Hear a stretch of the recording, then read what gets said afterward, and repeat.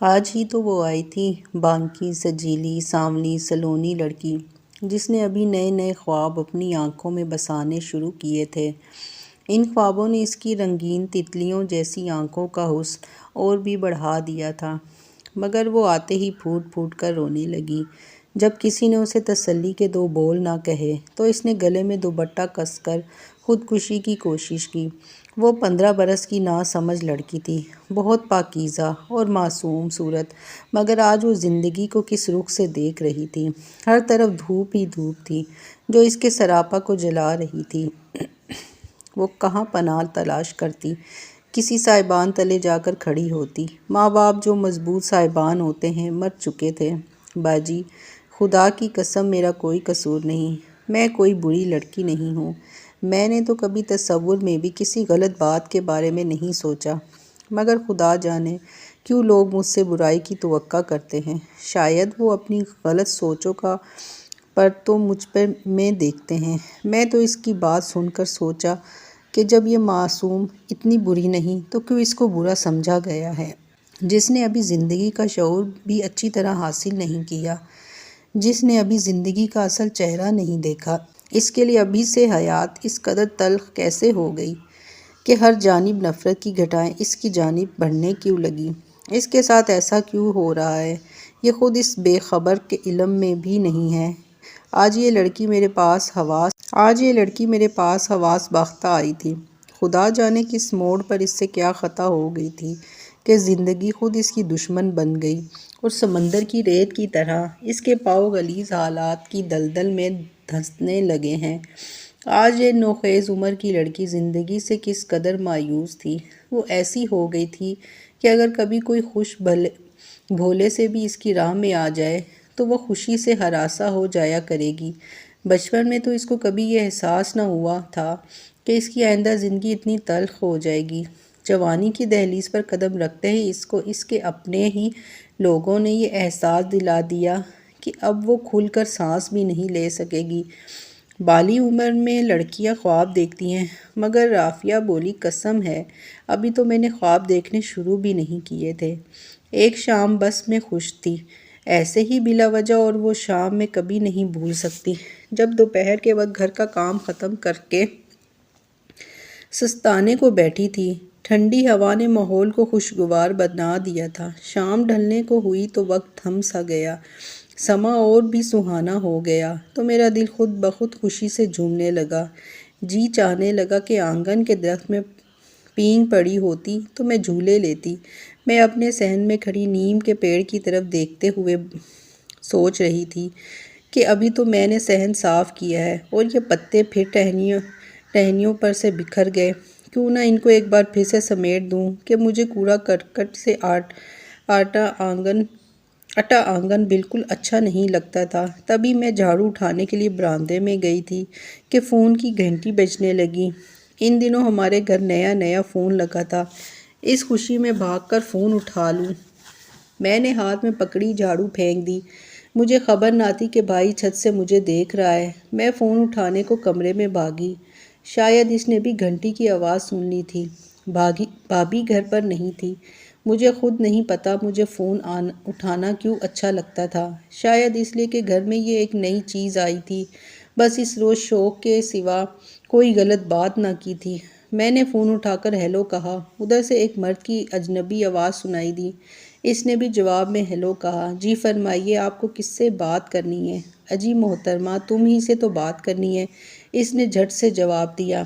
مجھ سے بات کرنی ہے؟ حالانکہ میں تو آپ کو جانتی بھی نہیں۔ اچھا یہ بتاؤ کہ تمہارا نام کیا ہے؟ میں کیوں اپنا نام بتاؤں؟ اس لیے کہ پھر میں بھی تم کو اپنا نام بتاؤں گا۔ کیوں بھئی؟ نہیں بتاتی نام، اور مجھے تم کو جاننے کا کوئی شوق بھی نہیں ہے۔ اچھا نام نہیں بتاتی تو مت بتاؤ، مگر یہ بتاؤ کہ کون سی کلاس میں پڑھتی ہو؟ کیوں، کیا تم نے میرے پرچوں کے نمبر لگانے ہیں؟ اچھا بھئی چلو اتنا ہی بتا دو کہ تم رہتی کہاں ہو؟ کیوں، کیا تم میرے ابا کو لینے آ رہے ہو؟ خیر تو ہے، شاید تمہارا دماغ کھسک گیا ہے۔ سچ کہتی ہوں میں نے اس کو کچھ بھی نہ بتایا۔ بھلا میں ایک اجنبی کو اپنا نام پتہ کیوں بتا دیتی؟ میں فون بند کرنے لگی تو وہ بولا، آخری بات، پھر فون نہیں کروں گا، بولو۔ آخری بات یہ کہ تمہاری آواز بہت پیاری ہے، کالی کوئل جیسی۔ اس پر مجھے ہنسی آ گئی اور میں ہنستے ہوئے بولی، اور تم کالے کوے جیسے۔ یہ کہہ کر میں نے فون رکھ دیا۔ مجھے خبر نہ تھی کہ میرا بھائی میرے پیچھے کھڑا ہے۔ اس نے مجھے ہنستے ہوئے دیکھ کر پوچھا، رافعہ کس کا فون ہے اور تم کس سے بات کر رہی ہو؟ میں تو گھبرا ہی گئی، خوف سے پیلی پڑ گئی۔ میرے ہاتھ پاؤں ٹھنڈے اور گھبراہٹ چھپانے کی ناکام کوشش کر رہی تھی۔ بھائی کے تیور بگڑے ہوئے تھے۔ اس نے گرج کر کہا، سچ سچ بتاؤ کہ کس کا فون تھا اور تم کس کے ساتھ ہنس کر باتیں کر رہی تھی؟ آخر کون کمینہ تھا فون پر؟ وہ برس رہا تھا۔ بھیا نے کہا نہ کہ رونگ نمبر تھا۔ رونگ نمبر تھا تو فوراً بند کیوں نہیں کیا؟ اتنی دیر تک باتیں کرنے کی کیا ضرورت تھی؟ کیا ہر سوال کا جواب رونگ نمبر کرنے والے کو دینا ضروری ہوتا ہے؟ جواب دو مجھے اس بات کا۔ بھیا میں کوئی بری باتیں کر رہی تھی نہ کہ میں بیچارگی سے بول رہی تھی، مگر بھائی کا غصہ بڑھنے لگا۔ تم ایسے نہیں بتاؤ گی؟ پھر وہ مجھے گھسیٹتا ہوا صحن میں لے گیا اور دھمکیاں دینے لگا کہ جلدی بتا دو وہ کون شخص ہے، ورنہ مجھے پوچھنا آتا ہے میں تم کو جان سے مار ڈالوں گا۔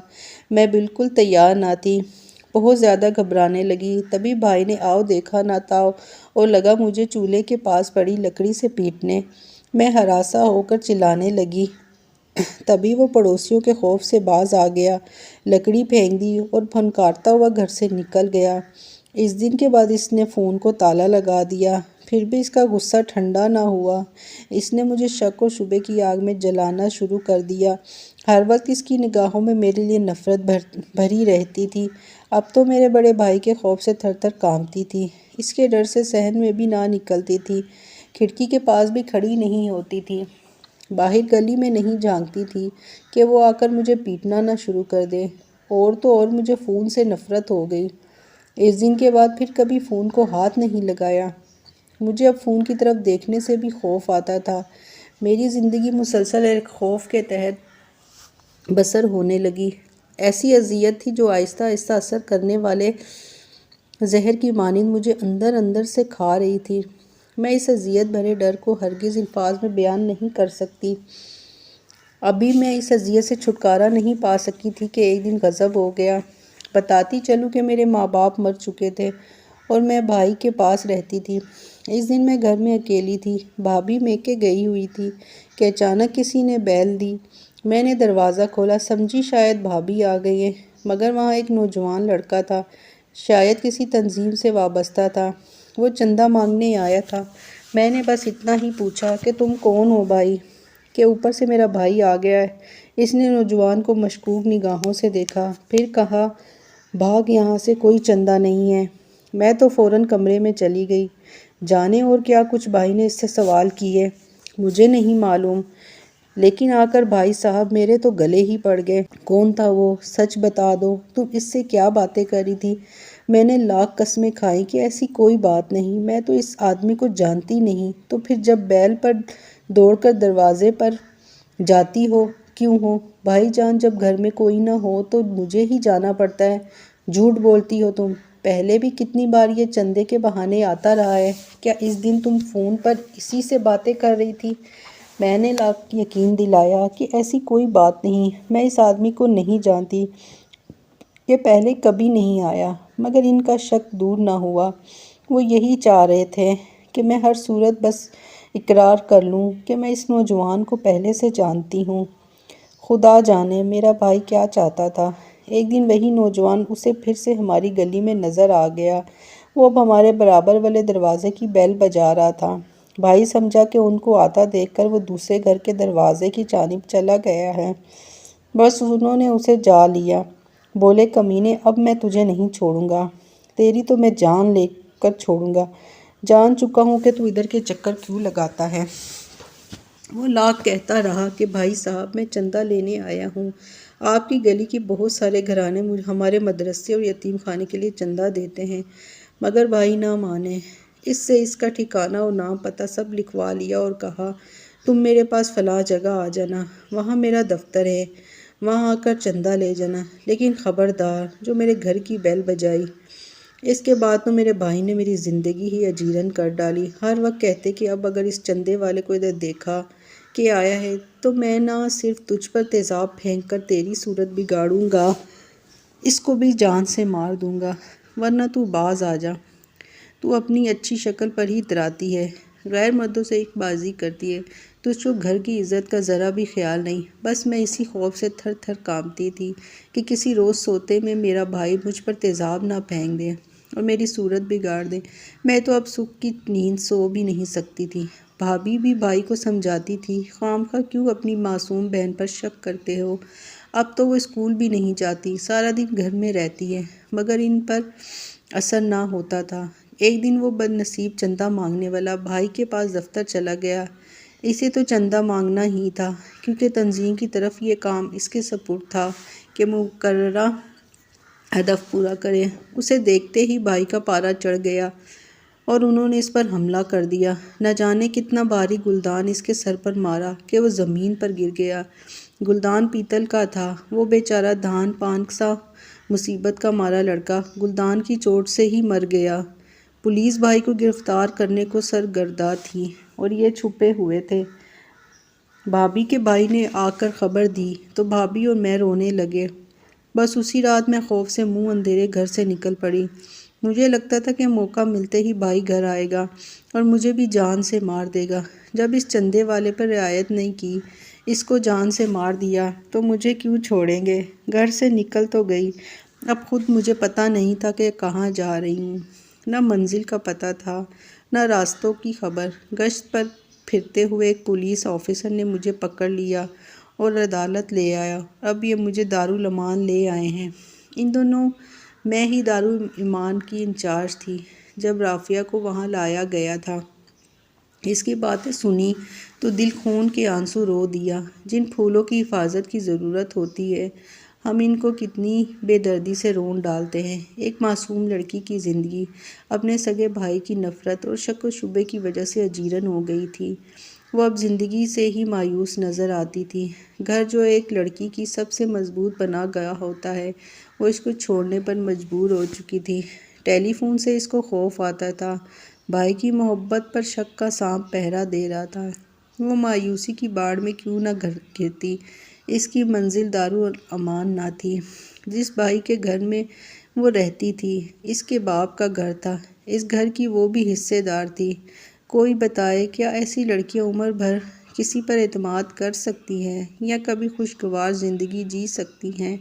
معاشرے کے ایسے رویوں کی ذمہ داری کس پر عائد ہوتی ہے؟